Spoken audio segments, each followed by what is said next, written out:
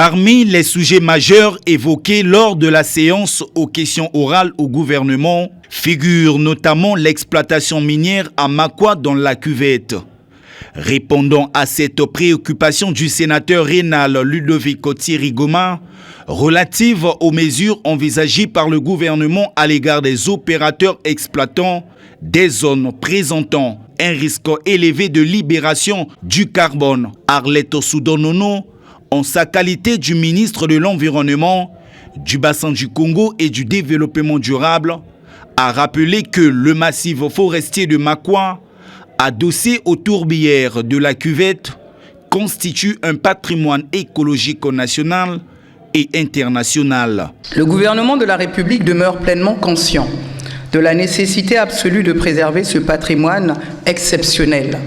Conformément à la Constitution et à la loi du 16 août 2022 portant loi d'orientation sur le développement durable et puis la loi portant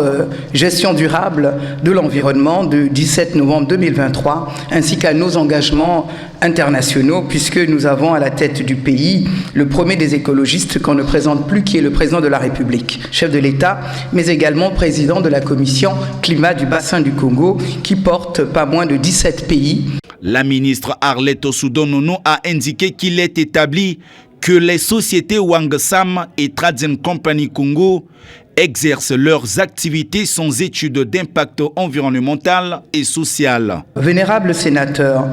je tiens d'entrée de jeu à dire qu'il est établi que les sociétés, par rapport à votre question de pertinence, que les sociétés Wangsam et Trading Company Congo exercent leur activité en toute illégalité, sans étude d'impact environnemental et social, en violation, vous l'avez bien souligné, directe des dispositions légales en vigueur. Face à ces manquements graves, des mesures fermes ont été prises. La mise en demeure immédiate adressée à ces sociétés en situation d'irrégularité, la notification d'infractions pour défaut d'études d'impact environnemental et social. La ministre Arleto Soudonono a par ailleurs instruit le préfet du département de la Cuvette d'appliquer les sanctions prévues par la loi. J'ai instruit avec fermeté le préfet du département de la Cuvette d'appliquer les sanctions prévues par la loi. Sous l'impulsion du président de la République et sous la haute coordination du monsieur le Premier ministre, chef du gouvernement,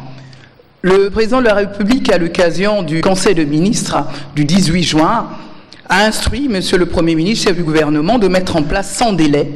une task force interministérielle chargée de mettre fin à cette exploitation aurifère illégale et de renforcer la protection de l'environnement. Pourquoi? Mais parce qu'il est avéré qu'il y a l'implication des agents indélicats. Je tiens vraiment à le souligner avec force ici, qu'il incombe en premier lieu aux autorités décentralisées, déconcentrées,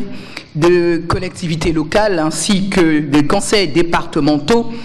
de pouvoir, en vertu de ce que nous recommande et relever et souligner dans la loi fondamentale qui est la Constitution,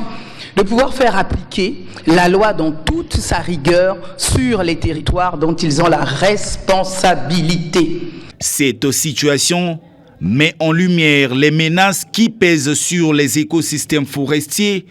et les tourbières de la Cuvette, reconnus parmi les plus importants réservoirs de carbone au monde.